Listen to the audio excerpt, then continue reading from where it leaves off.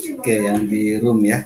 Kita baru persiapan nih, soalnya teman-teman di ini ramai sekali. Oke, assalamualaikum warahmatullahi wabarakatuh. Waalaikumsalam warahmatullahi wabarakatuh. Baik, ada yang sambil kerja juga nih teman-temannya. Nanti kalau ketika saya presensi yang di room di ini ya, dibantu lihat di roomnya ya. Kalau teman-teman yang presensi dan dia sedang ada di jalan atau apa ya.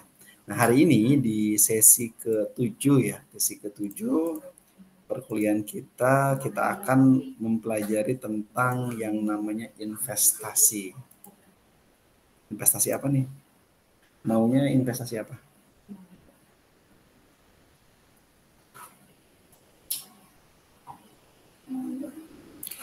Nah, dasar dulu ya, ini dulu aja nih. Nah, dalam investasi, ini slide saya udah terlihat ya yang di room ya.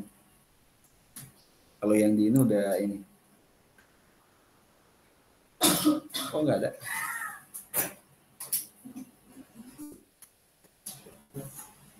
Nggak ada.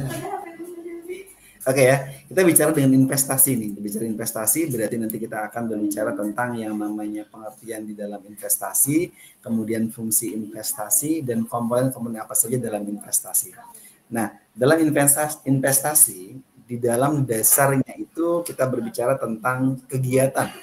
Ya, teman-teman ingin beli aset ya, ingin di mana di masa sekarang ini dan menyimpannya dengan harapan aset itu akan memberikan pendapatan atau meningkat nilainya di masa mendatang. Ya, aset itu berarti harus mempunyai nilai jual yang tinggi dari tahun ke tahun kenaikannya. Beda dengan teman-teman membeli kendaraan, harganya setiap tahun akan turun. Itu bukan aset, itu adalah kebutuhan. Teman-teman beli motor, teman-teman beli mobil, itu kebutuhan. Karena harganya akan terus turun. Teman-teman beli mobil baru sebulan, teman-teman jual, itu udah turun 20%. Karena itu ada namanya penurunan, namanya pemakaian itu dengan sendirinya itu akan ini. Makanya di dalam suatu ini kita ya, aset itu yang jelas tuh, yang misalnya dalam berupa tanah, rumah, gedung, properti, itu kan ketika teman-teman beli di tahun sekarang 2M, 10 tahun berikutnya jadi 20M tuh. Harganya terus naik. Tanah juga sama, karena tanah itu tetap tidak berubah. Bahkan kebanyakan lautan, tanah semakin berkurang, orang semakin banyak. Sehingga harga terus naik. Tanah, kalau rumah kan otomatis ada perawatan ya, ada renovasi, ada maintenance yang harus disiapkan. Tapi kalau tanah kan enggak. Yang menguntungkan lagi ada Pak yang profit sawah. Dapat hasil terus-menerus. Ya kan, dapat hasil terus-menerus sehingga bisa berapa kali panen nih? Ada 3 kali panen, ada yang 4 kali panen ya, kalau yang bisa ngolahnya bisa tuh 4 kali panen. Pak saya malas dan saya nggak mau ngurusin ya. Kan sekarang banyak para petani mau kan bayar Pak Parwan dia yang ngurus segala macam sampai panen kemudian bagi hasil, bagi rata tuh dari hasilnya itu. Karena minimal punya 20 hektar aja kan lumayan. Ya. Kalau sekota kayak repot kan, nah, 20 hektar punya ya itu setiap bulannya, setiap per 3 bulan bisa menghasilkan. Dan itu akan terus produktif kan. Lama-lama ketika sudah masa unsur hara tanahnya sudah mulai nggak produktif kan, banyak yang pada beli kan, aset kan, beli sama yang bikin pabrik ya, perusahaan-perusahaan. Dan mayoritas di daerah tempat tinggal kita saat ini, domisili teman-teman yang ada di Jababeka, yang ada di Cikarang, yang ada di Bekasi, lingkupnya itu semuanya PT semua. Kawasan terbesar industri itu yang ada di daerah Bekasi. Ke depan akan melebar tuh, mulai ke daerah Sukabumi, Subang itu akan dibuat. Sekarang di kita tuh sudah mulai kan, dari Jababeka itu ada 1, ada 2. Masuk ada sekarang ke arah Pemda tuh KIC udah muncul ya, ada Egypt, ada Hyundai. Masuk lagi ke setelah KIC ada lagi tuh apa lagi tuh? Masuk ke Kerawang sekarang udah mulai lagi. Industri paling besar di kita. Dan makanya orang dari mana-mana ketika mau misalnya mereka mengadu nasib mereka untuk kerja, mereka larinya ke kita, ke Bekasi. Di Jakarta juga ada tapi tidak terlalu seluas kita. Karena mereka tanahnya kan terbatas. Kalau di kita luas. Sekarang udah melebar kemana-mana. Bahkan di daerah Cibarusah ke sana pun sudah mulai pengembangan segala macam. Makanya ke depan investasi, membeli lahan, membeli aset akan terus ini. Itu sekarang kalau misalnya kita beli rumah, Ada orang rumah pakai KVR segala macam. Ya, KPR kalau KPR-nya flat masih enak. Yang paling sulit adalah KPR itu yang bunganya berkembang. Ya semakin tahun semakin naik. Sekarang cicilan 5 juta. Mungkin nanti 5 tahun lagi jadi 10. 5 tahun lagi jadi 20 dan sebagainya. Nah, kenaikan kita itu terjadi inflasi dan segala macam. Itu karena apa? Itu ya karena dia berhubungan dengan situ ada nilai suatu hal yang nilainya itu naik dengan sendirinya. Tapi kalau misalnya teman-teman gajinya naik UMR, ketika naik itu gajinya gede, bayar cicilannya gede, tetap aja sama aja bohong. Tapi teman-teman baru nikah, anak baru setahun, 2 tahun, 3 tahun, sampai rumah itu berapa tahun? 15 tahun Pak, 20 tahun ya. Berarti anak sampai anak itu kuliah. 20 tahun kan, 20 tahun kan. 25 sebagainya. Nanti ketika sudah habis waktunya, teman-teman sudah ini udah cuma udah punya itu doang. Kenapa? Karena orang mayoritas tuh terjebak di dalam suatu yang namanya investasi ini. Kemudian di dalam suatu investasi ini ada pengertian investasi menurut para ahli ya. Ada Sukirno bilang apa nih? Ini investasi adalah sebuah bentuk dari kegiatan menanam dan mengeluarkan modal yang digunakan untuk bisa menambah barang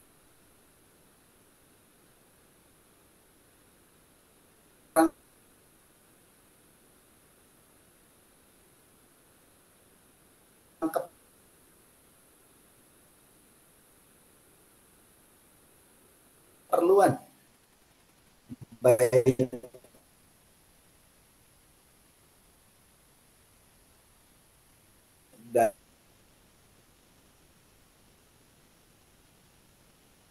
dalam hal bekas rawa dan segala macam itu butuh buat nguruk dan segala macam yang lebih mahal lagi darinya. Tapi kalau untuk misalnya teman-teman bisa gak apa-apa saya punya sawah 20 hektar, berarti nanti ke depan tuh minimal saya jadi juragan di sana Pak. Saya nggak usah kerja ya, setiap hari saya cuma dapat passive income terus enak. Ada lagi passive income apa? Mereka punya lagi Pak, kos-kosan, kontrakan segala macam. Itu juga bagus. Karena investasi ke depan kalau berbicara tentang itu, karena semua orang-orang akan butuh rumah, akan butuh tempat tinggal. Dan orang-orang yang berjuang dari orang yang ibaratnya lulus SMA, dia berjuang, dia mengadu nasib ya dengan berbagai macam hal, keadaan dia kerja dan segala macam, mereka butuh rumah. Akhirnya dia berani mengontrak sampai bertahun-tahun sampai dia akhirnya dia ngambil rumah dan segala macam untuk perjuangan hidup. Dan itu kan terus siklus akan terus ada.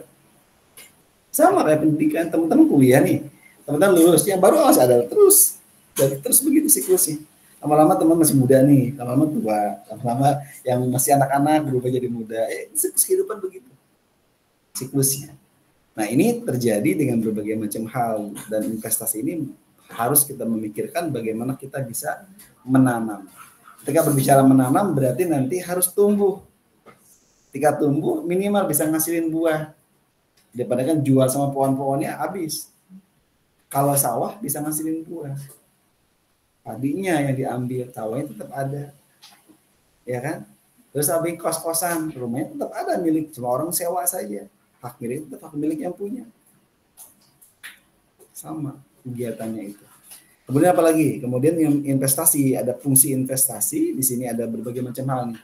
Pertama ada tujuan mereka itu Pak ingin meningkatin kekayaan. Karena orang nabung pasti rugi. Karena inflasi 10%, 12% setiap tahun tuh ada. Kalau punya uang 1 M, taruh di bank doang cuma tabungan biasa, ruginya berapa? 10% setiap tahunnya. Berarti kurang lebih sekitar berapa? 100 juta ruginya. Setiap tahun. Kalau misalnya nabungnya. Tapi kalau nabung dalam deposito masih mending. Dapat bagian lah. Walaupun kecil. Obligasi sama, cuma kecil juga sih, nggak terlalu. Nah sebenarnya yang paling gede itu rumah, properti lah, tanah, itu terus naik. Sekarang harganya 1 M, bulan tahun depan udah nyampe 2 M. Mungkin 10 tahun lagi bisa nyampe 20 M. Terus naik harganya, karena itu terus naik dengan berbagai macam hal. Apalagi ada bangunan di dalamnya, bangunannya lux, bangunannya bagus, nah itu bisa kayak gini kan. Nah itu untuk meningkatkan kekayaan dengan cara dia menambah harta yang dimilikinya. Pada saat dengan kata lain apa? Dengan kata lain di situ adanya investasi misalnya atau pertambahan kekayaan, dan investasi bisa didapatkan dengan peringatan nilai atau bonus lainnya. Namun tetap perlu disiplin ya dan teratur dalam menjalani. Ini kalau misalnya teman-teman mau investasi ke yang lain ya, kayak tadi obligasi, kayak tadi misalnya teman-teman mau ibaratnya ada juga yang menguntungkan itu membeli kayak surat-surat obligasi ya, kayak utang negara segala macam, lumayan sih kalau itu larinya. Kalau misalnya cuma kayak investasi yang lain ya kayak reksadana dan sebagainya ya agak kecil sih presentasinya. Kemudian tabungan rencana jangka panjang, ini juga ini dijadikan sebagai tabungan jangka panjang dengan sesuai dengan impian kamu. Banyak orang yang menggunakan instrumen investasi ini mengumpulkan dana ya untuk menikah, lanjutin pendidikan ya, atau membeli rumah. Nah ini juga biasanya mereka banyak investasinya ke yang lain. Nanti ada lagi Pak, boleh nggak Pak kalau main forex, main saham, atau mungkin ibaratnya nanti berinvestasi di kayak beli saham, ya beli sahamnya itu ada yang pasif, ada yang mereka yang ibaratnya sebagai trader. Nah itu juga lain lagi, ada lagi. Gitu. Ada lagi melawan inflasi. Karena inflasi ini kalau nabung uang, nah ini harus dilawan. Kenapa? Karena investasi ini membantu melindungi ya nilai uang ya sebagai efek dari inflasi itu, dengan memilih investasi yang dapat menghasilkan adanya imbal hasil yang lebih tinggi daripada tingkat inflasi. Nilai inflasi ini dapat setiap berkembang ya dengan mempertahankan daya beli yang ada. Kemudian ada fungsi investasi ya, ada pendapatan pasif atau passive income. Ini adalah investasi dapat menghasilkan pendapatan yang pasif. Di mana pendapatan yang pasif ini diperoleh tanpa harus melibatkan kegiatan sehari-hari. Teman-teman cukup tidur aja, duit datang sendiri, itu passive income. Jadi uang yang bekerja, bukan kita kerja nyari uang, tapi uang yang bekerja nyari kita. Nah, orang-orang dari bankir-bankir elit ke depan itu mereka lebih banyak seperti itu. Lebih cenderung banyak yang menggunakan passive income. Mereka punya uang banyak, kemudian uang itu diinvestasikan. Tapi investasi yang logis ya. Kalau investasi keuntungan nggak logis, wah ini baru sebulan balik 50%, nah itu agak hati-hati. Semakin banyak iming-iming yang nggak jelas, iming-iming yang nggak masuk di akal dibandingkan dengan investasi lainnya, hati-hati. Yang ada uang kita raib nanti. Karena itu biasanya investasi bodong, penipuan dan segala macam, hati-hati. Biasanya orang-orang yang nggak pernah berinvestasi, orang tidak pernah ngerti itu, akhirnya mereka terjebak, akhirnya uang mereka hilang dengan sendiri. Ini pendapatan diperoleh ya tanpa harus terlibat. Nah, contohnya apa? Teman-teman beli dividen dari saham. Ini kalau dividen dari saham berarti ini adalah beli nabung saham. Caranya teman-teman membeli per lot, misalnya satu lot Bank BRI berapa? Satu lotnya kalau misalkan sekitar 9.000 berapa tuh ya? Kemudian di situ teman-teman beli, misalnya satu lot itu 100 lembar, berarti kurang lebih sekitar 900 ribuan beli satu lot. Satu lot ini nanti setiap akhir tahun itu mereka akan ada namanya RUVS, rapat pemegang saham, rapat tahunan pemegang saham. Nah itu nanti bagi hasil masuk ke rekening teman-teman tuh. Dari hasilnya itu kalau teman-teman punya ini, membeli saham berarti sama dengan membeli bisnis. Mayoritas saham yang ada di Indonesia itu walaupun itu punya pemerintah itu sudah dijual di pasar modal. Bank BRI pun sudah 49% itu sahamnya sudah milik swasta. Mau beli bisa diperjualkan, ada.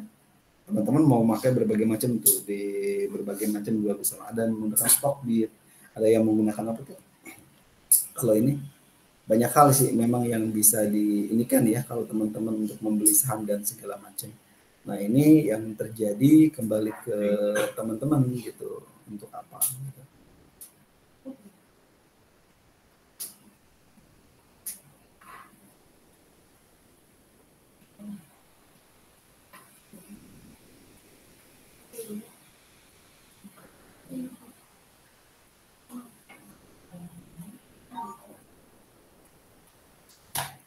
Oke, berikutnya ada lagi tentang apa? Diversifikasi. Nah ini adalah investasi yang memungkinkan diversifikasi portofolio. Nah ini dengan dana investasi yang ada ke berbagai instrumen ya, atau aset yang berbeda. Diversifikasi ini membantu mengurangi risiko dengan menyebarkan risiko investasi pada berbagai macam jenis aset. Nah ini adalah ada lagi pensiun dan tujuan keuangan. Nah kalau pensiun, nah ini investasi digunakan untuk tujuan keuangan jangka panjang. Kalau pensiun yang ada dengan dana pendidikan anak ya, ada investasi jangka panjang yang bijaksana ini dapat membantu dia mengakumulasi dana yang cukup ya untuk memenuhi kebutuhan masa depan. Kalau pensiun itu dana yang ada, kalau uang pensiunnya habis, mikir kemudian. Banyak orang terjebak di sini. Pensiun dapat, nggak pernah megang duit banyak, kaget, pakai semua. Yang ada adalah habis dia udah tuh. Habis stroke, stres ya. Stres dulu baru stroke ya. Habis stroke ya stop ya. Nah, kenapa? Karena kaget dia pernah megang uang. Kalau orang pensiun, kalau dia nggak ngerti apa-apa ya dia dimasukin ke deposito, masukin ke obligasi, masukin ke apa. Walaupun untungnya kecil, setiap tahunnya dia memakai uang itu hasilnya aja. Itu masih mending, masih bisa bertahan ya, dalam suatu keputusannya. Nah, ini ada komponen-komponen dari dalam investasi ya. Ada yang pertama adalah dana investasi. Dana investasi, yang kedua ada yang namanya tujuan investasi. Ada yang ketiga profil profil resikonya bagaimana. Keempat adanya instrumen investasi. Kelima ada namanya waktu investasinya bagaimana. Kemudian keenam adalah analisis penelitian sampai dengan manajemen portofolio. Kita bahas satu persatu. Pertama, dana investasi. Nah, ini adalah jumlah uang yang ada atau sumber daya lain ya yang dialokasikan untuk melakukan investasi. Dananya teman-teman bisa dapat dari tabungan pribadi, pendapatan, atau pinjaman.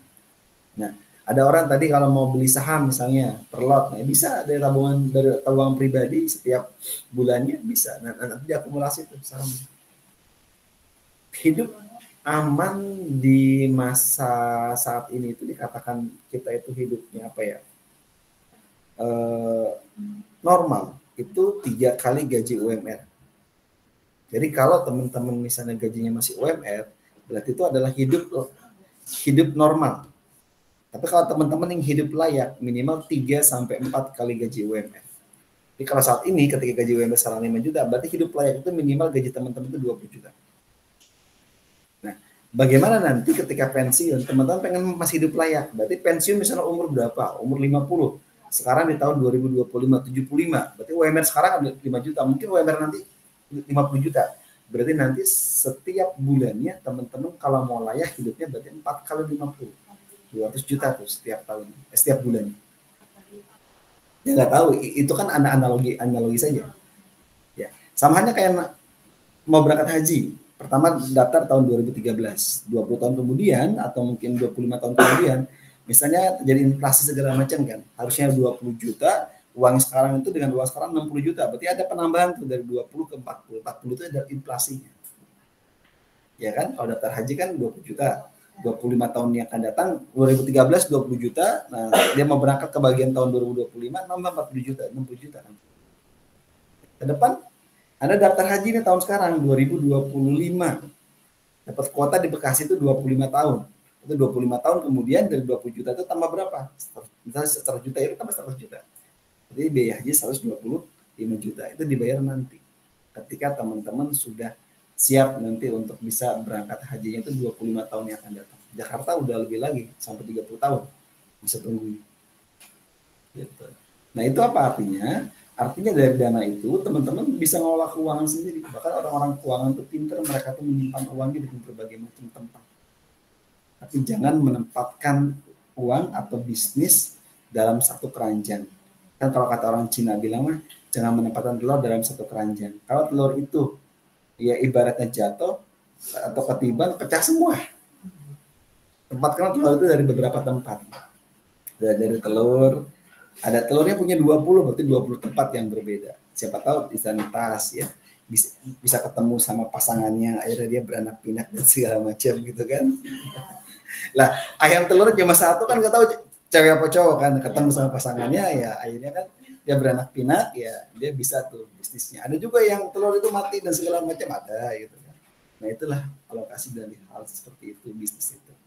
Karena dunia ini tidak ada yang pasti. Semua butuh resiko, butuh perhitungan ya, sehingga apa yang kita lakukan, apa yang kita inikan semuanya sesuai dengan apa yang kita rencanakan. Manusia berencana memang Allah yang menentukan, tetapi manusia itu perlu analisa, perlu pertimbangan-pertimbangan, dan uang itu yang ngatur manusia, bukan kita yang diatur uang. Kalau kita yang diatur uang, habis kita. Karena berapapun uang pasti tidak akan pernah cukup. Ya.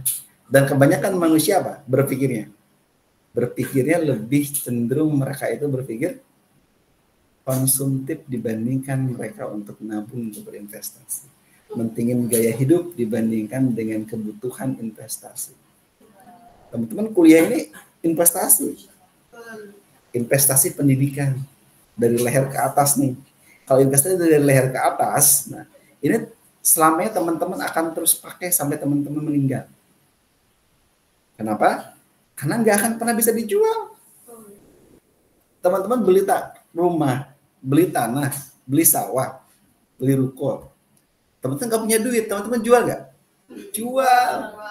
Akhirnya jual, dapat duit kan? Nah, teman-teman kuliah sarjana katakan, dapat ijazah, bisa dijual nggak?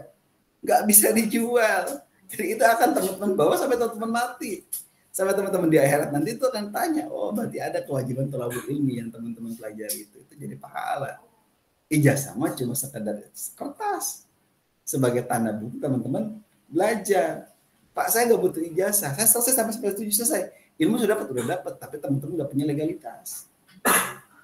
Gitu. Itu makanya kuliah itu bukti teman-teman pernah belajar, bukan bukti teman-teman pernah berpikir. Belum tentu berpikir, karena ketika teman-teman kuliah juga teman-teman biasa aja, cuma ikut ujian selesai gitu. Padahal kalau misalnya mikir benar-benar ke depan ketika saya sarjana saya mau apa. Orang yang nggak sarjana ngantri nyari kerja. Oh, saya sarjana Pak, saya harus bisa menciptakan kerjaan saya sendiri. Saya harus bisa punya karyawan. Nah, itu orang yang berpikir. Kalau nggak berpikir ya sudah nikmatin. Dan semua yang harus teman-teman ini kan tergantung dari mana yang mau teman-teman ini. Makanya sisihkan dari pendapatan teman-teman untuk berbagai macam hal tuh yang berhubungan dengan pendapatan dan pinjaman yang ada. Kemudian berikutnya apa lagi? Ada tujuan investasi. Investasi ini bisa ya berupa pertumbuhan ya, modal jangka panjang ya. Ada mungkin pendapatan passive income ya, ada mungkin persiapan pensiun, ada mungkin pendidikan anak ya, atau ada tujuan keuangan lainnya. Ini. Kemudian apa lagi? Ada tujuan investasi membantu mengarahkan keputusan investasi dan strategi akan diadopsi apa tujuannya.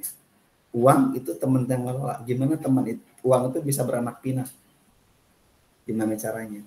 Kayaknya teman-teman mikir kan, oh uang ini gimana caranya? Dan sekarang kuliah kan mikirin, wah saya harus siap Pak, upgrade skill. Ketika nanti ke depan saya lulus, orang-orang sudah banyak robot yang masuk, saya nggak sarjana, nanti gimana saya? Itu mikir, itu persiapan, investasi juga, pendidikan. Tapi ke depan apa? Wah kalau nanti robot yang kerja sedikit, ketika saya dikeluarkan tempat kerja gimana pun saya harus siap dengan berbagai macam keadaan yang ada. Kalau mikirkan bagaimana caranya teman-teman dapat ilmu atau teman-teman berinvestasi dan sebagainya juga bisa. Banyak orang-orang yang punya investasi besar, ada punya saham besar, mereka nggak kerja pun dapat terus passive income setiap bulannya dapat. Mereka yang punya tabungan, mereka yang punya reksadana dan sebagainya, uang mereka tuh mereka berbagai macam tempat walaupun mereka nggak punya usaha ada gitu. Pintar mengelola keuangan. Lagi komponen investasi lainnya ada namanya profil risiko. Profil risiko ini adalah sejauh mana seorang investor ini bersedia mengambil risiko ya dalam investasinya. Profil ini dapat berbeda nih antara investor satu dengan investor lainnya. Ada investor yang lebih cenderung mengambil risiko tinggi ya dengan potensi imbal hasil yang tinggi. Sementara ada juga yang lebih memilih investasi lebih stabil dari risiko yang rendah. Jadi tidak ada namanya investasi ketika risikonya gede, kemudian dapatnya kecil. Ada. Biasanya itu sebanding. Risikonya kecil, dapatnya juga nggak terlalu besar. Kalau risikonya besar, juga pendapatnya juga pasti lebih besar lagi. Instrumen investasi nih, ada instrumen investasi adalah aset ya, atau produk keuangan yang digunakan untuk melakukan investasi. Seberapa instrumen investasi umum ya, termasuk dalamnya ada saham, ada obligasi, ada reksadana ya, ada properti, ada komoditas, ada mata uang dan lain sebagainya. Setiap instrumen investasi ini memiliki karakteristik risiko. Dengan apa? Dengan potensi pengembaliannya itu yang berbeda. risikonya. Ada yang investasi orang, wah apa nih kalau investasi ini nanti duitnya cepat balik, sebulan langsung balik separohnya, atau 2 bulan sudah balik modal segala macam. Itu hati-hati. Semakin nggak masuk di akal, semakin cenderung bodong investasi, yang ada uangnya hilang dengan sendirinya. Ada lagi waktu investasi. Ini waktu di mana dia menjadi pada jangka waktu ya, mana investor berencana untuk menahan investasi jangka mereka itu gimana. Waktu ini dapat bervariasi dengan berbagai macam hal nih. Dengan ada jangka pendek beberapa bulan ya, ada dengan menggunakan jangka panjang ya, dengan beberapa tahun, bahkan juga beberapa dekade. Nah, waktu investasi ini ada mempengaruhi adanya pilihan instrumen investasi dan strategi yang diadopsinya bagaimana. Ada lagi kompetisi investasi. Gimana nih kita melakukan analisis? Sebelum melakukan investasi, penting melakukan analisis dan meneliti yang ditelitinya apa. Pak, saya mau beli saham. Sahamnya itu harus teman-teman nyari yang fundamental yang kuat. Misal, teman-teman mau beli saham Bank BRI, itu kuat dan nggak bakal bangkrut kan. Teman-teman beli saham BCA. Atau teman-teman beli saham misalnya bank yang baru muncul kayak BPR segala macam. Atau mungkin perusahaan yang kecil banget nggak ketahuan, tenggelam dengan sendirinya. Kalau teman-teman nabung saham, nyari yang fundamental yang lebih kuat. Kalau teman-teman nyari yang lebih kuat, itu nanti akan lebih enak. Kecuali teman-teman main trader, ya, yang teman-teman bisa main trader tuh yang pakai apa tuh aplikasi berbagai macam hal ya. Saya dulu pernah ikut juga tuh. Cuma tuh karena masih diharamkan, saya agak kurang. Ya. Tapi harus matengin. Tapi kalau misalnya teman-teman nabung saham, kayak teman-teman beli di Stockbit atau beli di mana gitu ya, itu nggak dipantengin. Jadi teman-teman nanti setiap akhir tahun itu ada rapat pemegang saham, nanti setelah itu dapat bagian masuk ke rekening teman-teman. Gitu. Kalau itu nggak, itu bukan ini. Ibaratnya kayak kita ini aja, kayak investasi aja, tapi itu bukan kayak trader. Kalau trader kan mantengin. Wah ini mau turun nih, jual dulu gitu. Oh ini tiba-tiba pas turun naik nih, teman-teman gimana caranya? Wah untuk kita main ini sebelum turun saya jual dulu. Kayak gitu. Kayak gitu kalau gitu. Boleh sih, cuma itu lebih cepat kayanya, lebih cepat juga miskinnya gitu. Iya. Jadi hari ini dia kaya pakai Pajero, besoknya naik beca gitu kan. Karena hal tidak pasti. Gitu. Tapi kalau misalnya teman-teman nabung saham, kayak tadi beli saham per lot gitu ya. Nah itu teman-teman diamin aja, udah nabung aja, kalau continue setiap ininya. Tapi tak tahu nanti besar ya, itu bagus. Itu mau turun mau ini kan teman-teman akan terus dapat saham. Kalau misalnya teman-teman punya saham di Bank BRI misalnya, ya nggak apa-apa. Jadi setiap akhir tahun dapat terus bagian, namanya dividen, dikasih setiap akhir tahun tuh dapat terus bagian. Dan kalau teman-teman bisa mendapatkan dividen itu misalnya nyampingnya besar kan lumayan. Bisa teman-teman nanti setiap tahunnya bisa jalan-jalan ke luar negeri kan dari uang itu. Atau mungkin ketika pensiun pun dapat uang dari situ. Passive income di situ yang ada. Daripada uangnya habis, nah makanya disiapkan tuh dengan berbagai macam hal. Saya kemarin ngikutin tuh itu, cuma sekarang nggak terlalu banyak ngikutin. Apalagi yang masalah trader itu saya juga kemarin saya pelajari. Cuma ketika MUI masih mengharamkan di kita ya, di Indonesia masih mengharamkan, saya enggak. Gitu. Jadi kalau orang luar negeri itu diperbolehkan, berbagai macam fatwa juga masih diperbolehkan, itu halal dan haramnya masih ini. Di Indonesia kripto itu cuma baru punya satu ATM kayaknya, satu ATM kripto di Filipina yang paling banyak. Itu sampai 32 ini. Dan ke depan katanya mau semua berubah tuh dengan menggunakan cryptocurrency, nanti blockchain dan berbagai macam perubahan yang ada ke depan. Berat sih, kalau teman-teman tinggal siap aja. Berbeda lagi manajemen portofolio nih, tetap ya dalam hal melibatkan portofolio, teman-teman harus melibatkan pengelolaan dan memantau investasi secara keseluruhan seperti apa. Ini meliputi alokasi aset, ya ada diversifikasi, ada rebalancing portofolio, ada evaluasi kinerja investasi. Teman-teman harus melihat kira-kira tuh kan pertumbuhannya bagaimana. Makanya kalau tadi membeli saham ya, kalau jangka panjang ya cari yang memang benar-benar nggak bakal bangkrut. Kan teman-teman bisa sendiri melihat mana perusahaan besar dan sebagainya. Kalau menganalisa misalnya kayak Bank BCA, kayak BRI gitu ya, saham BBRI segala macam kan aman nih gitu. Jadi nggak terlalu. Tapi kan itu kan ada bunganya Pak, ada ribanya, ya udah nyari yang basis Islam. Berarti yang nggak mau riba ya berarti yang bisa beli kayak Bank BBSI gitu ya. Jadi memang yang mereka itu yang bank syariah yang diinikan boleh banyak. Banyak juga rumah sakit juga yang pada dijual di pasar modal juga banyak. Kayak rumah sakit Hermina juga sahamnya kemarin saya ngecek juga ada yang diinikan dengan hubungan dengan ini. Banyak hal sih yang memang diinikan ya yang berhubungan dengan investasi. Nah ini biasanya nanti hubungkan dengan yang namanya pasar modal. IDX ya, mungkin teman-teman akuntansi itu udah sering banget nih dengan menggunakan adanya Bursa Efek Indonesia dengan pasar modal dan manajemen portofolio di dalamnya. Nah, ini berbagai macam hal. Kondisi investasi,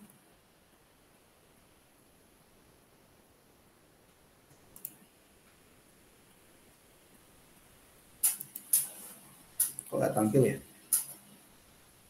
Nah, investasi ini teman-teman harus punya yang namanya komitmen. Teman-teman harus punya komitmen atas apa? Atas dasar sumber dana dan sumber daya yang dilakukan saat ini dengan tujuan apa yang mau teman-teman ini kan.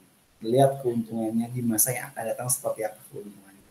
Dengan melakukan adanya penundangan konsumsi sekarang yang digunakan ya, daripada teman-teman uangnya habis, teman-teman mulai itu fokus, Pak, saya setiap bulan sisihkan Pak 500.000 buat beli saham. Boleh silakan.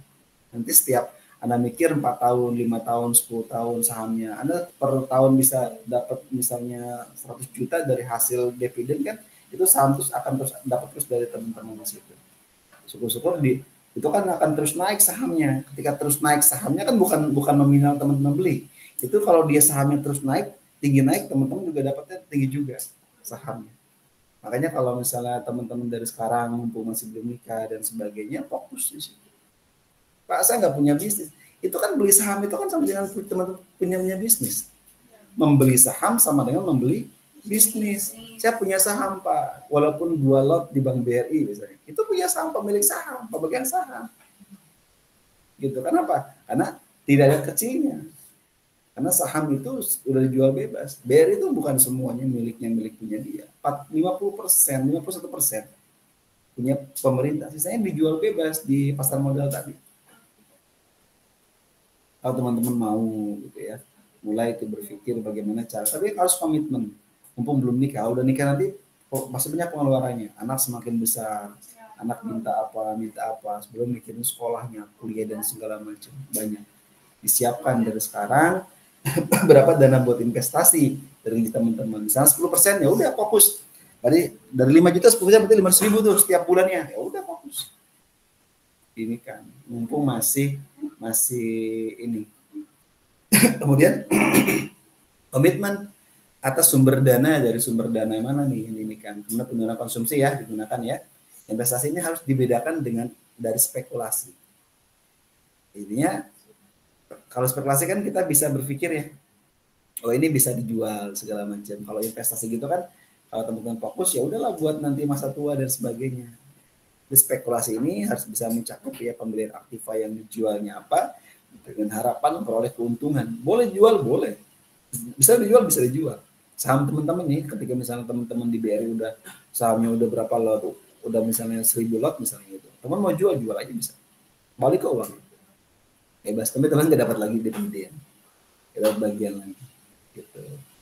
Nah, kenaikan harga ini, aset ini terdiri dari berapa waktu, berapa minggu, atau berapa bulan, atau bahkan tahun. Ada lagi namanya IRS, Internal Revenue Service. Ini mendefinisikan investasi sebagai pemilikan aset yang lebih dari 6 bulan. Teman-teman mau beli emas juga sama. Logam mulia teman-teman beli dalam setahun rugi. Teman-teman simpan 10 tahun, 20 tahun untung. Karena apa? Karena kalau beli baru setahun teman-teman jual itu ada namanya biaya dendanya itu ada. Kan lebih rugi. Tapi jangka panjang kalau mau nyimpan di situ. Ya. Jadi kalau misalnya, tapi kalau emas itu kan berarti kelihatan tuh simpan di rumah ada bentuknya, ada bentuk barang. Kalau misalnya teman-teman beli saham itu nggak ada, cuma ada di handphone. Ya. Jadi uang digital yang ada itu buatannya. Investasi dapat dilakukan yang berbagai macam real ya, ada tanah, ada emas, ada bangunan, ada aset finansial ya, saham yang tadi saya bilang tadi, ada obligasi ya, ada deposito, ada sekuritas derivatif dan sebagainya yang bisa dipasarkan di pasar modal ataupun pasar uang dengan sendirinya. Ada tujuan berinvestasi, apa tujuannya? Meningkatkan kesejahteraan dengan berinvestasi dana yang tidak dikonsumsi. Nah sekarang ini akan memberikan peningkatan konsumsi di masa yang akan datang. Kemudian ada yang mengurangi resiko penurunan nilai kekayaan atau hak milik ya, karena terjadi pengaruh inflasi. Nah, itu aman dari inflasi. Penghematan pajak ya adalah fasilitas menghindari pajak untuk jenis investasi tertentu. Jadi pajaknya nggak akan terdetek ya dengan pajak segala macam. Pajaknya langsung dipotong sama mereka sebenarnya sih. Jadi kita karena kalau ke bank aja kan itu di bank itu ketika dapat uang itu langsung dipotong ada pajak-pajaknya. Makanya kita nggak perlu melaporkan karena sudah dipotong langsung. Sama kalau makan di restoran, nah ada pajak kan 11% kan, nah itu udah dipotong langsung. Kemudian ada lagi bentuk investasi, ada investasi properti. Investasi dalam bentuk properti ini seperti emas, seperti tanah ya, seperti rumah dan lain sebagainya yang memungkinkan nilainya meningkat untuk waktu yang akan datang. Ada lagi investasi ekuitas. Ini investasi yang berhubungan dengan perubahan saham yang dikeluarkan oleh perusahaan-perusahaan yang terdaftar dalam BI ataupun tidak di dalamnya itu. Itu adalah bentuk investasi. Ada lagi berikutnya produk investasi. Apa tuh produk investasi? Produk investasi ini adalah pendapatan tetap atau fixed income investment. Ya, tentunya Pak, deposito dan tabungan ini adalah yang deposito kan diambilnya jangka waktu. Kalau tabungan kan kapan aja mau diambil bisa. Ada teman-teman punya tabungan di atas 1 M ini sudah mulai dilirik sama pajak.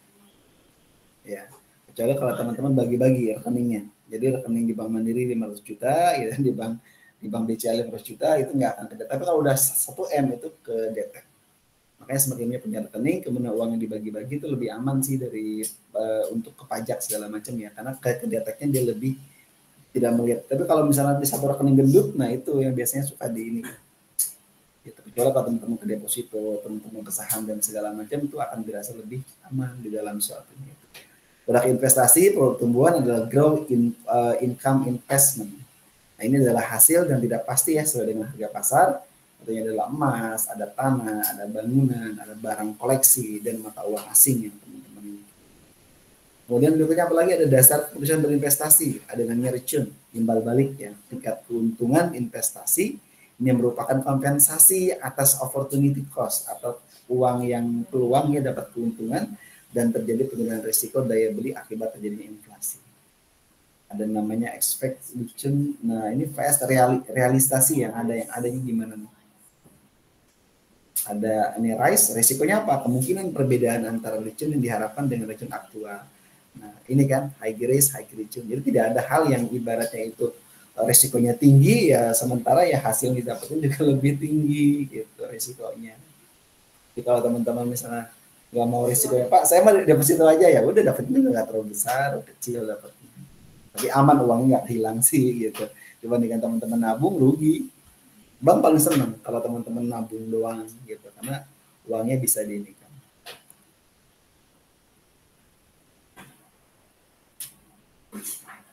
Kemudian apalagi berani berinvestasi. Ada namanya resiko investasi, ini adalah turunnya nilai investasi ya.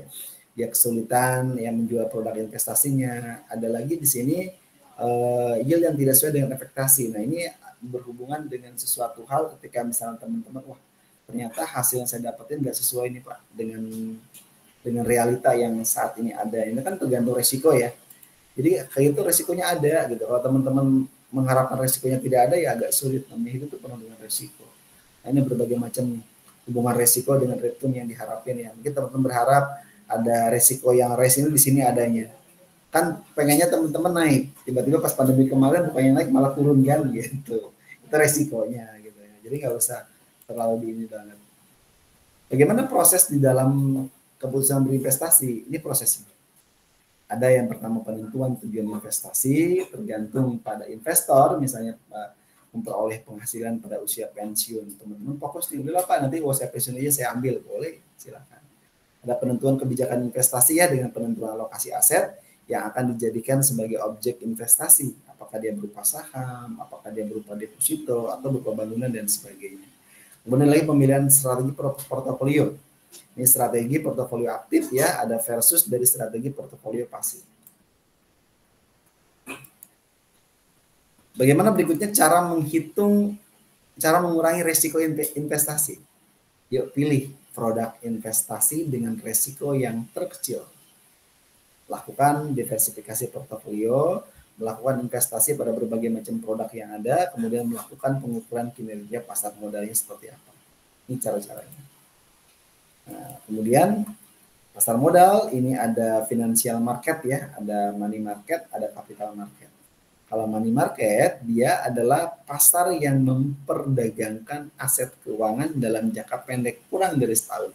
Contohnya call money, interbank ya, ada Palas dan sebagainya, ini kurang dari setahun kemudian uang itu sudah diinikan, memperdagangkan asetnya. Tapi kalau capital market dia lebih dari setahun ya. Nah ini yang tadi saya lebih banyak bahas nih. Kenapa? Karena uangnya itu diputar kemudian untuk membiayai suatu pembangunan, membiayai suatu usaha, maka di sini lebih daripada 1 tahun. Ya, ada saham, ada obligasi, ada produk derivatif dan sebagainya. Ini adalah pasar modal dengan sendirinya. Terus manfaatnya ini, manfaatnya ada alternatif investasi, ya melalui pasar keuangan investor dapat menghasilkan ya uang yield ya atas aktivitas yang ada atau dividen yang didapat itu bagaimana. Ada alternatif pendanaan bagi perusahaan yang membutuhkan dana pasar keuangan ya, ini dapat menjadi adanya sumber pendanaan yang ada. Tergantung teman-teman nanti mau menggunakan yang mana dalam suatu berinvestasi ke depannya. Investasi apa enggak itu kembali ke teman-teman di dalamnya itu.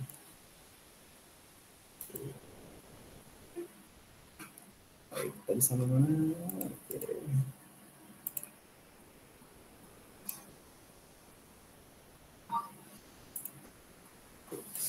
Oke, kita presensi dulu ya. Download saya udah itu belum? Bisa kan lumayan tuh. Tadi beberapa kali download tuh.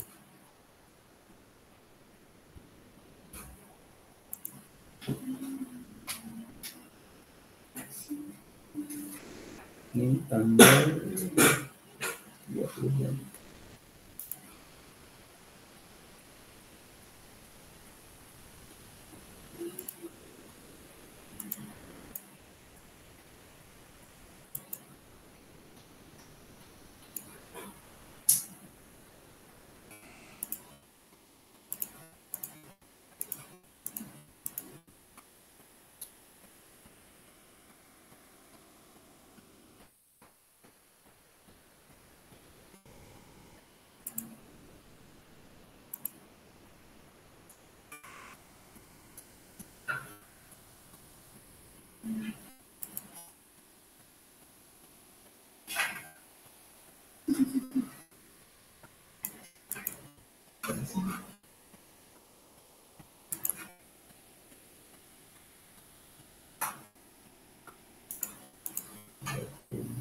Enggak 4 nih tanggal 2 Mei. Ini pada kipas-kipas ya.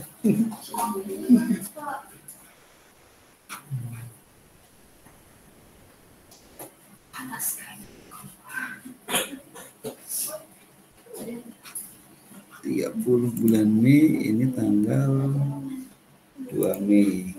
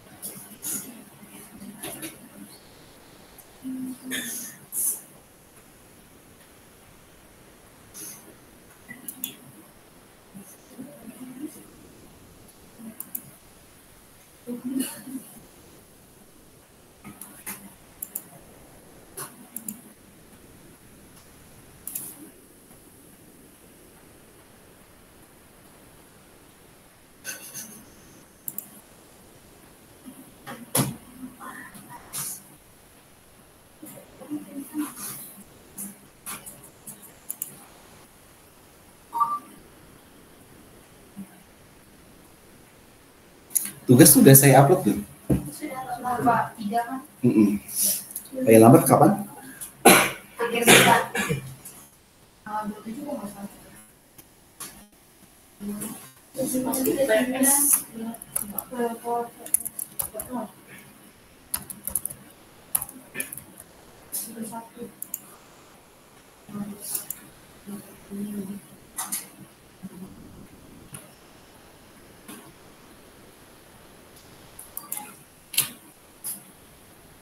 Tiga 31 Mei ya?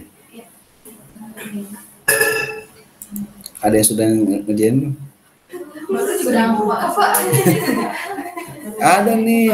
Tuh. Ini udah ngumpulin nih. Cepat amat tuh. Ngumpulin.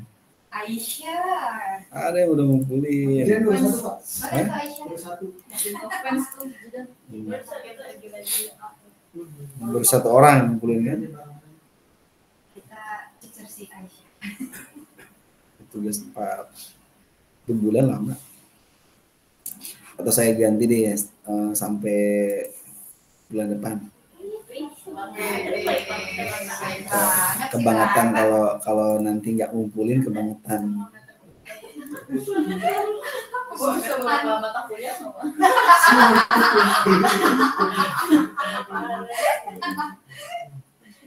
Saya perpanjang sebulan.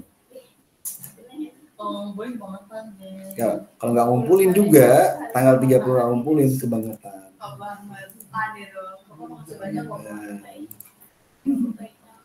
Teman-teman kan mau pada ujian, nanti pada ini, ya pada sibuk gitu.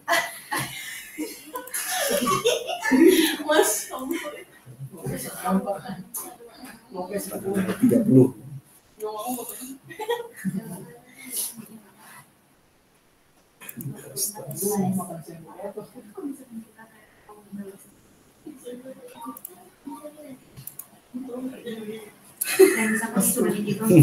Aisyah, ada Aisyah online ya?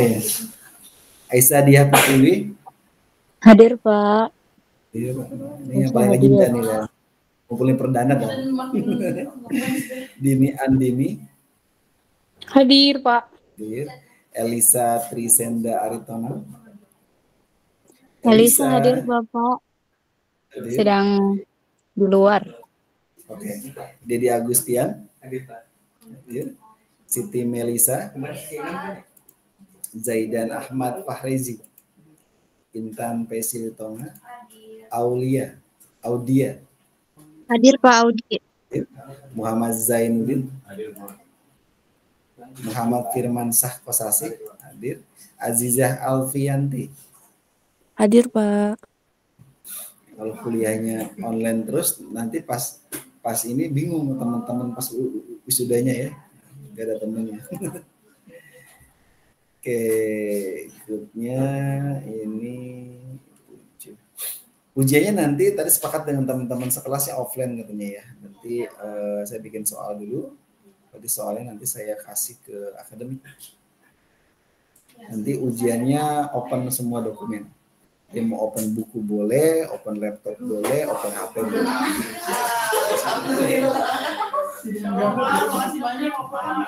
Kalau open semua dokumennya, Pak, boleh nggak buka HP? Open semua dokumen. Dokumen karena kan ada dokumen digital, ada dokumen fisik kan. Jadi boleh. Jadi ketika nanti pengawasan nanya, pakai HP boleh nggak? Boleh, karena dalam soalnya saya tulis open semua dokumen. Jadi kalau misalnya open book, berarti yang buka buku doang, gitu, nggak boleh buka HP. Tapi ketika saya nulis open semua dokumen, berarti dokumennya ada di laptop, Pak. Dokumennya ada di handphone, itu open semua dokumen. Kalau masih juga kebangetan nggak bisa jawab, kebangetan. Oke, terus bahannya, kayak bahan ini belum ya, bahan yang ini belum saya masukin kayak ini.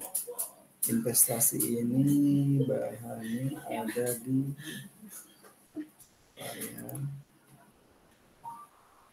investasi 1. Oh, ini filenya ada di mana ya? Akuntansi, bentar ya. Saya ngupload dulu. Soalnya biasanya saya suka lupa. Kalau udah saya upload, Kita tungguin Pak pokoknya. oh ada di sini dia. Ini investasi.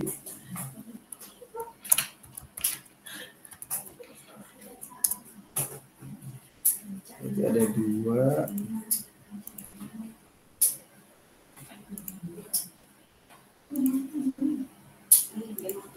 Kenapa? Jam, bentar lagi, paling 20 menit lagi.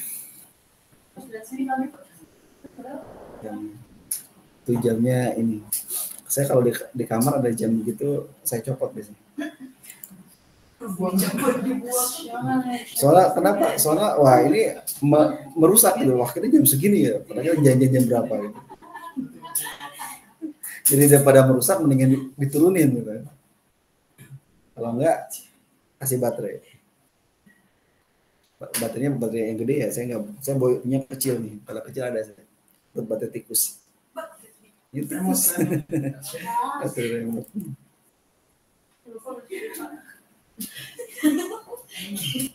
Kita yang menangkap.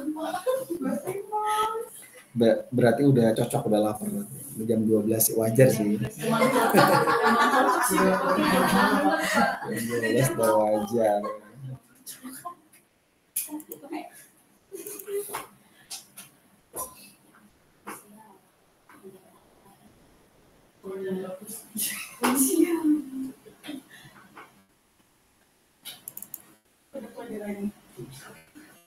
Ada di grup.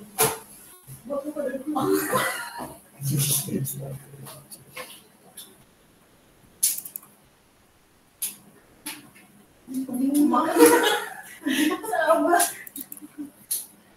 pulang. Sampai sore. Sore. Belajar Luar biasa ya. Iya, Pak. Sampai sore. Hari Minggu masih juga. Minggu masih, Pak. Sabtu hari. Kita kan 2 hari, Pak. Sabtu kita sampai malam, Pak. Berarti itu bukan 2 hari. 1 hari. Itu 4 hari berarti. Sabtu pagi, Sabtu siang, Sabtu sore.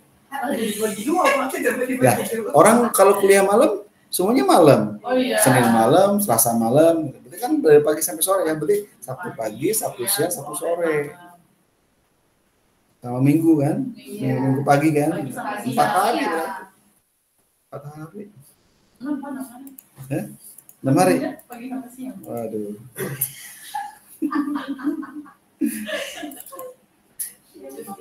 Bener ya.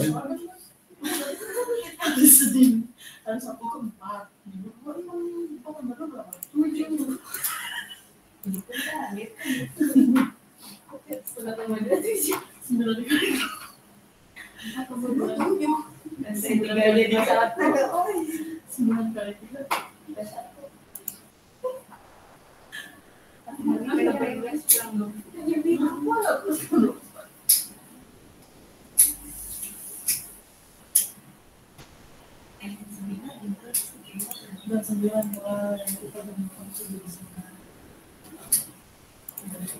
Seminar yang buat ini, buat hari minggu depan ya? Nah, minggu depan.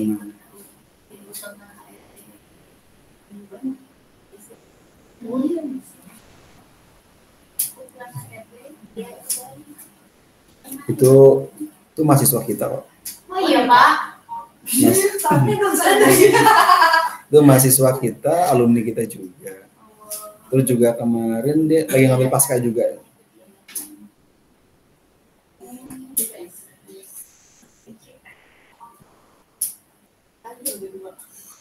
Memang pulang kampung.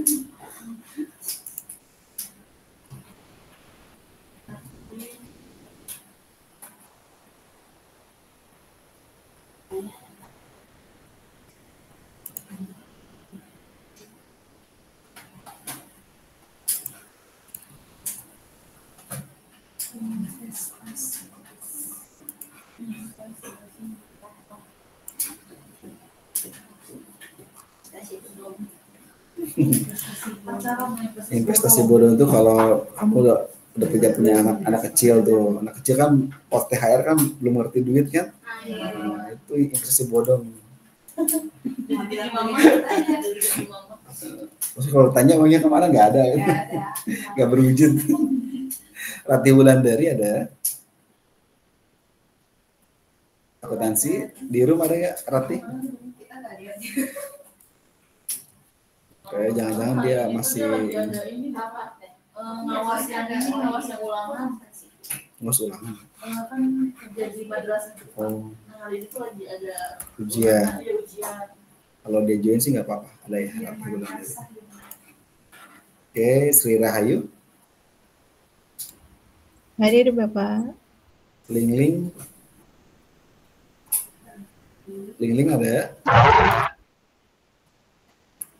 Lingling.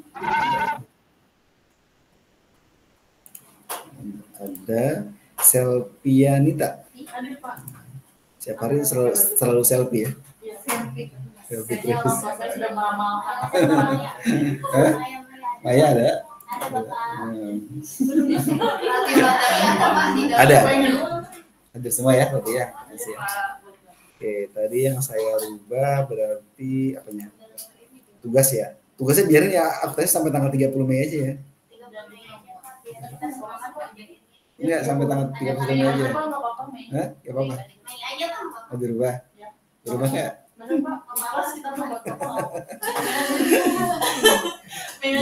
Jadinya nggak adil, posisinya kalau semua Kita mau pakai ini Pak, makin santai. Ya kan kalau udah diganti, nah, kecuali kalau kelasnya beda harinya nggak apa-apa.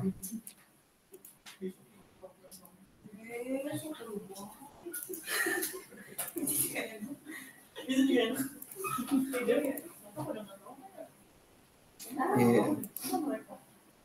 Tahu ya Mas.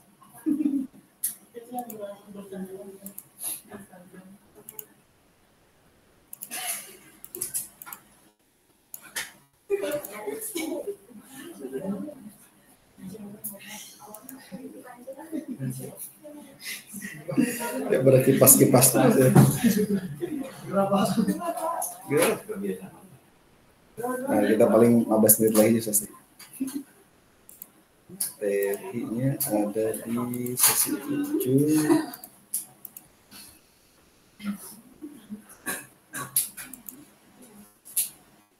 Kita lihat dulu belum juga ya.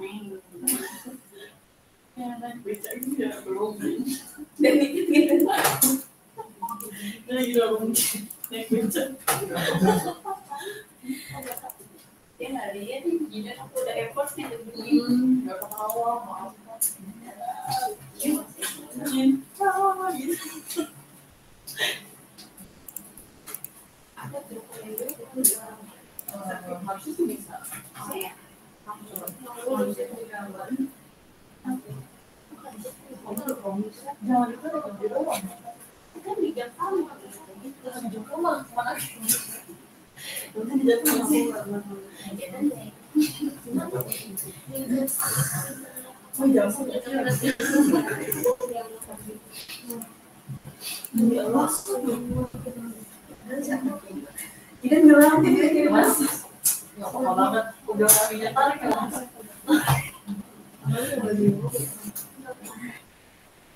Saat itu Mas masih kaminya bikin.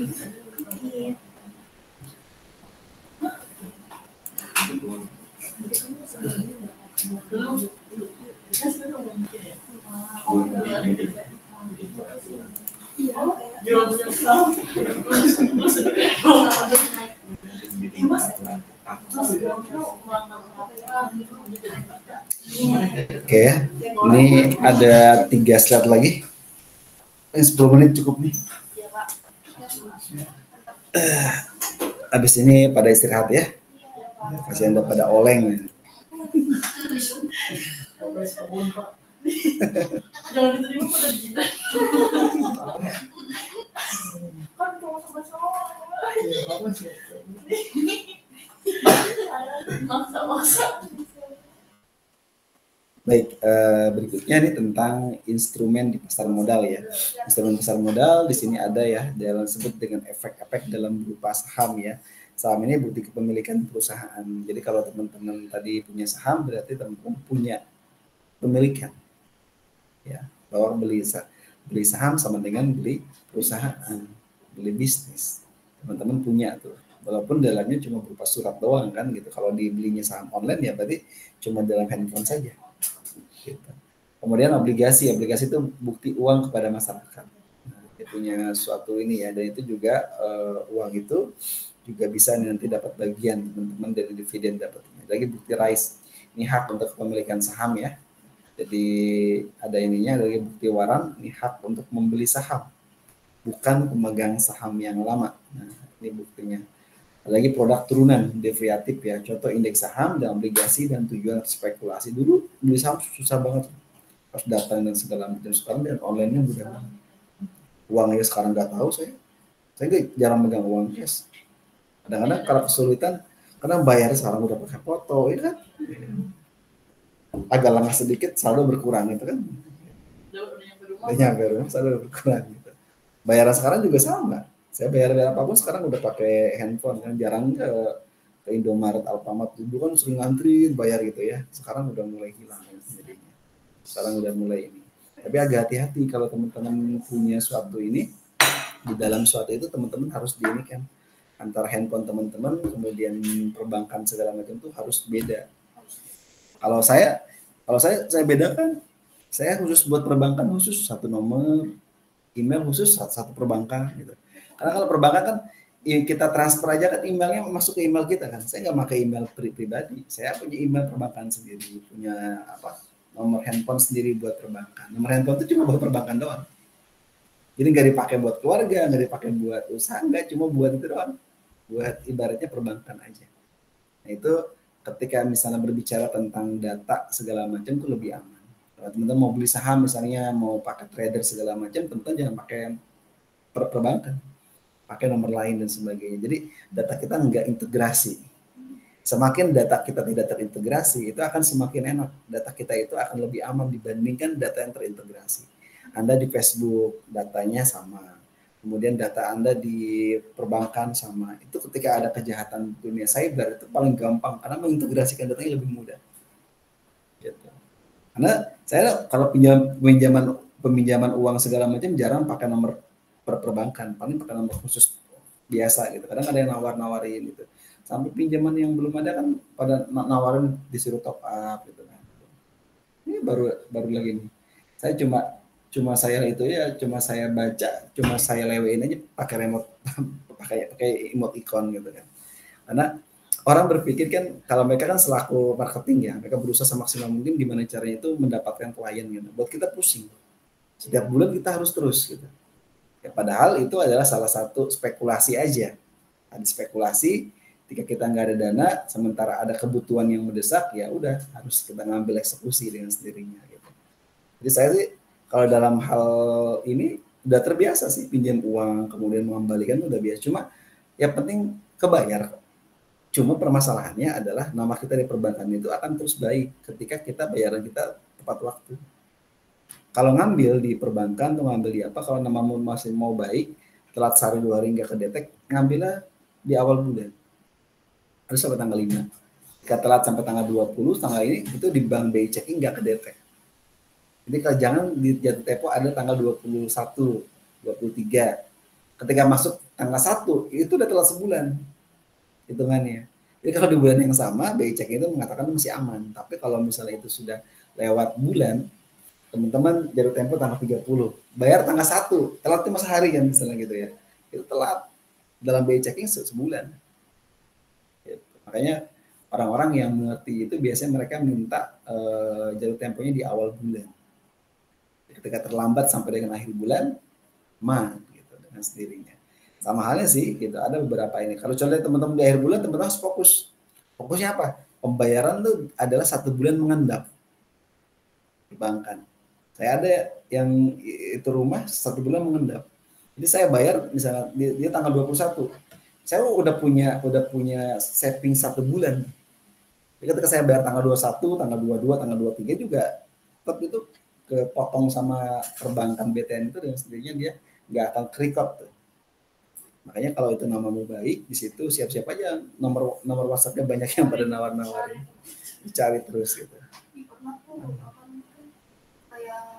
Kan aku nggak sama sekali nggak sama sekali ngutang gitu, tapi ada aja gitu bank yang ibaratnya kayak nelfon-nelfonin terus gitu. Itu Nomor orang itu gitu kayak ngedetek sama nomor kita gitu. Datanya itu dapat dari bank itu menjual data kita. Jadi itu ketika ada nomor telepon gimana? Saya kalau ada nomor telepon, misalnya nomor telepon kayak bukan kantor ya, yang kayak Plexi segala macam itu otomatis ke blokir. Saya setting di handphone kita, di setting kalau misalnya ini, dan ya ketika ada nomor telepon yang masuk tuh langsung otomatis ke blokir. Saya jarang kok di ini berhubungan dengan nomor telepon di ini ya. Bahkan tempat kerja pun, kampus, perguruan tinggi ataupun apapun, ketika telepon kita sekarang pengen kerja segala macam, pasti mereka pakainya pakai WhatsApp.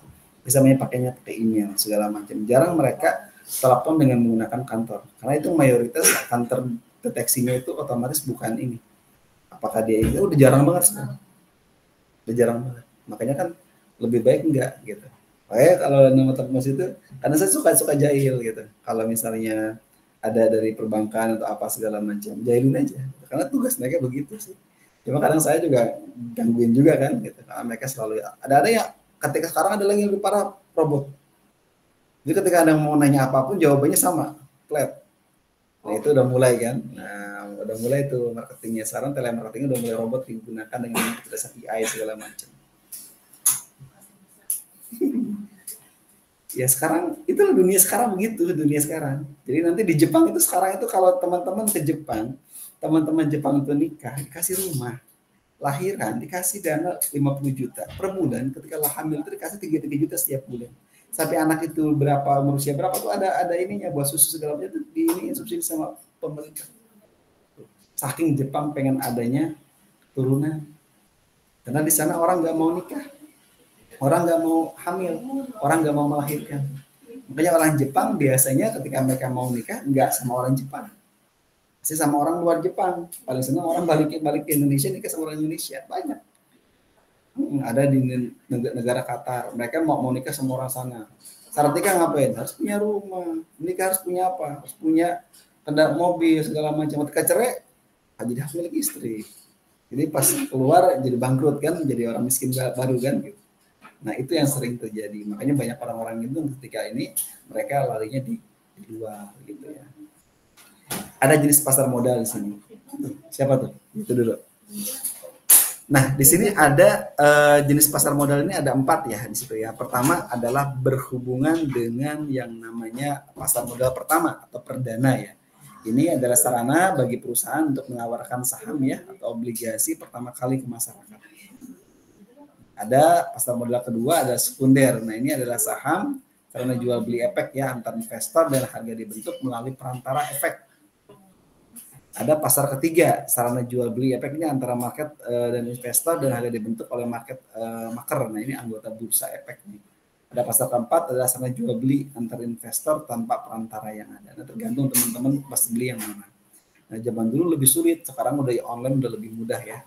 Jadi jarang kita ini. Ketika nanti mau rapat saham pun, rapat tahunan juga itu via email biasanya. Makanya kalau mau namanya rapat pemegang rapat tahunan RUPS. Jadi rapat umum pemegang saham. Setiap tahun itu bisa di akhir tahun nanti bagi-bagi saham tuh. Bagi-bagi dividen. Dividennya berapa? Saham kita masih utuh. Itu bagi hasilnya bahasanya begitu. Dapat setiap tahun. Ada yang diundang, nanti biasanya ada berupa souvenir dan segala macam.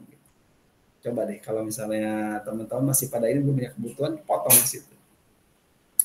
Ada sistem bursa efek ya, ada 2 di sini, ada unit sistem, ada bursa efek yang berdiri sendiri, ada brand system, bursa efek dengan memiliki kantor pusat dan cabang-cabang yang ada. Ini ada 2. Ada terakhir ini adalah organisasi pasar modal ya. Bisa tergantung dari sebagai sarana nih kelembagaannya bagi apa nih, ada Menteri Keuangan ya, ada Bapepam ya, ada Self Regulation Organisasi ya, ada Bursa Efek nih BI, Bursa Efek Indonesia, ada lembaga clearing dan penjamin ya PTKP, ada lagi lembaga penyimpan dan penyelesaian PTKC. Nah ini teman-teman yang akuntansi sebenarnya itu udah harusnya terbiasa tuh. Bahkan di perguruan tinggi lain tuh ada yang namanya mereka tuh punya namanya galeri investasi. Jadi mereka tuh belajar khusus di situ, ada kursusnya, ada jenis kayak consultingnya, ada jenis apa itu banyak.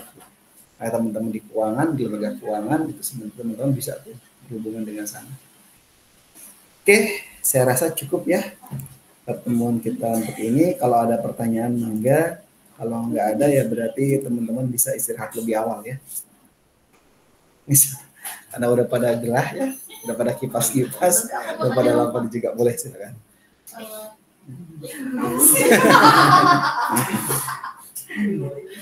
Nggak kan, kalau emas kan lebih sering orang beli emas kan. Cuman aku pernah dengar ada pembicaraan itu menyarankan untuk membeli silver perak. Karena katanya harga perak ini karena dia kecil, naiknya tuh dari belasan ribu bisa langsung 100.000. Menurut Bapak lebih mendingan ambil yang perak atau yang emas? Yang perak itu silver ya, yang itu kan gara-gara kemarin tuh. Kemarin juga ada tuh, saya juga lihat tuh bahwa perak itu kayak emas juga ya, batangan kilo-kilo juga tuh, gitu ya, sama itu ya. Cuma itu nggak terlalu signifikan karena nilai mata uang yang paling dunia waktu ukur yang paling stabil itu emas. Emang kalau mau ini sih nggak apa-apa, itu juga bisa dijual lagi. Bisa dijual lagi. Memang sekarang tuh lagi ada hal baru itu hal baru. Mereka menjadi second, jadi menjadi ibaratnya itu alternatif atau bukan komplementer ya, pengganti saja gitu. Oh ternyata ada nih yang lain gitu. Kalau mau investasi selain emas juga nih ada perak nih sebagai investasinya. Karena ke depan itu udah mulai diperhitungkan. Tapi ya saya rasa masih baru dan masih belum terlalu aman juga ya. Kepada teman-teman berat-berat nyimpen di rumah gitu ya. Karena itu perak dengan emas harganya beda kan. Ya, emas harganya per gram sekarang udah nyampe 2 juta ya. Kalau logam mulia ya mau hampir 2 juta. Kalau perak berapa sekarang? Masih 200-an. Iya. Jauh. Satu itu. Karena harganya jauh itu nanti orang tuh akan nyari alternatif. Betul. Karena emas itu lebih mahal. Nanti si perak pun akan tinggi juga sama cuma. Menurut Bapak gimana? Agak lebih lama sih sebenarnya. Tapi kalau punya uang lebih dan memang itu dirasa tidak terlalu ini nggak apa-apa. Tapi investnya jangan lama ya, jangan baru cepat, butuh waktu lama lah itu. Mungkin 5-10 tahunan deh. Cuma saya sih lebih berat ya nyimpen di rumah. Nyimpen di rumah itu ada satu hal yang ketidakamanan di rumah. Kehilangan segala macam. Emas juga sama. Banyak orang yang beli emas tuh beli kayak di bank BSI segala macam, mereka beli terus kemudian mereka simpan di banknya sebagai buat ini ada kayak gitu. Ada pegadaian. Itu ada namanya jasa penyimpanan dalamnya itu. Kalau kita mau ini banyak sih. Sekarang orang ya milih satu hal yang ini gitu, hal yang aman gitu, hal yang apa? Karena uang itu kita yang ngelola, kita yang ngatur. Mau dibawa kemana tuh uang, terserah kita. Gitu. Yang penting kita gimana caranya memenuhi kebutuhan kita dan segala macam. Dan orang nggak lihat kita nggak punya duit. Karena uangnya disimpan dalam bentuk lain.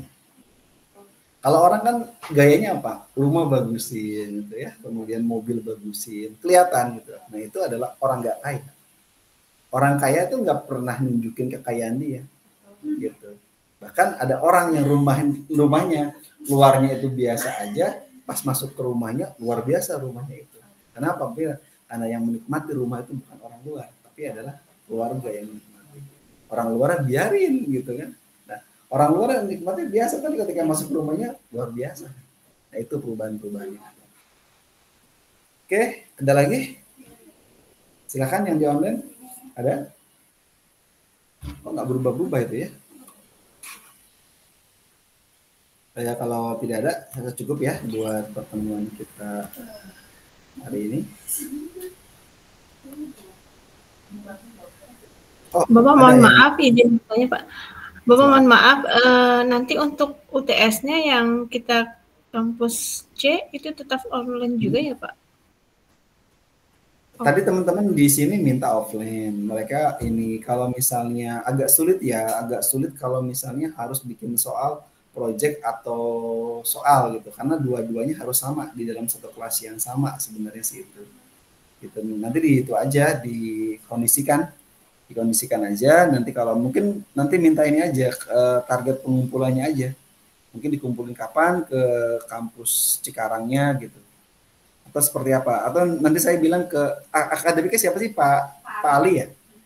Saya bilang ke Pak Ali ya, mungkin yang kampus Cikarang ya, yang Kerawang ya. Nanti coba saya bilang kalau Cikarang mintanya offline mereka mintanya soal gitu. Nanti gimana teknisnya Apakah nanti bisa diupload di Edlink atau bagaimana sih? Nanti saya coba bilang ya sama Pak Ali dulu ya. Kalau saya sih nggak masalah. Teman-teman mau upload di Edlink juga nanti teman-teman nulis sendiri, kemudian teman-teman upload sesuai dengan jam kuliahnya atau jam ujiannya, ya sama aja sih. Yang penting terupload. Nanti kan saya bisa menilai di Edlink sih. Tapi saya izin dulu ke Pak Ali ya. Nanti saya kabari di grup ya. Iya, Bapak. Saya kabari. Baik, Bapak. Terima kasih. Sama-sama. Ada lagi? Cukup ya, yang di dalam kayaknya udah sampai keluar karena panas ruangan. Oke, terima kasih. Baik untuk hari ini, sampai jumpa ya di 2 minggu yang akan datang ya. Nanti selanjutnya untuk UTS saya berikan kabar di grup setelah saya nanti koordinasi dengan akademik kampus Cikarang. Terima kasih. Kita akhiri bersama-sama. Alhamdulillahirabbil alamin. Assalamualaikum warahmatullahi wabarakatuh. Waalaikumsalam. Terima kasih, Pak.